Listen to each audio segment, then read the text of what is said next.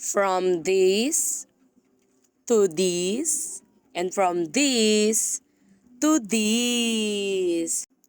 Hi mga ate ko, naghahanap ka ba ng appliances na very useful for your everyday hair for the go? Ayan na nga, dalawa yung i-straight natin ng hair dyan. But ito munang unahin natin yung kapatid natin. So dahil basa ang kanyang buhok, gagamit tayo dyan ng hair dryer. At ito nga palang ating hair dryer is meron itong lakas na 1,800 na power na makikita nyo naman sa hair niya kung gaano siya kalakas. At meron nga pala itong negative ion na blue light na nakakatulong upang maging smooth at maganda ang ating buhok. Wala nang palipaliwanag kasi makikita nyo naman talaga kung gaano siya kalakas.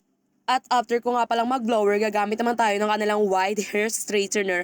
Dito is easy to use lang at mayroon din itong 5 level na temperature. Meron silang 130, 150, 170, 190 at 210 Celsius. At kita nyo naman kung gaano natin naiunat yung kanyang mga alambre-alambre na buhok. Tignan nyo naman yung itsura niyan, gaganyan-ganyan yan, pero deep inside talaga niyan. Ang saya-saya niyan kasi bagay pala sa kanya yung straight na buhok. Ito na pala yung final result. Oh, anong sa tingin nyo guys? Oh, tatawa pa yan dyan. Oh.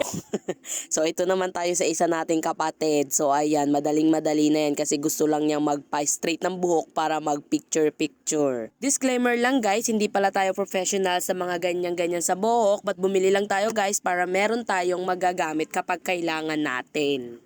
Hindi na natin kailangan humirang magtanong para meron lang tayo magamit. Mas maganda rin talaga mag-invest ka para sa sarili mo. And also, yung kapatid ko na to is nariban na siya before. And alam nyo naman yung mga kulot na kagaya natin na kapag nagpa-straight tayo ng buhok, hindi naman talaga pang permanent na straight ang buhok natin. Meron talaga na ang mangyayari is kukulot talaga siya. At ang mangyayari pa niyan, yung kulot niya is nasa gitna. Ganon. O, tingnan nyo siya. Ayan, feel na naman niya yung kagandahan niya. Pero iabab ang gusto. O, ito na yung final result.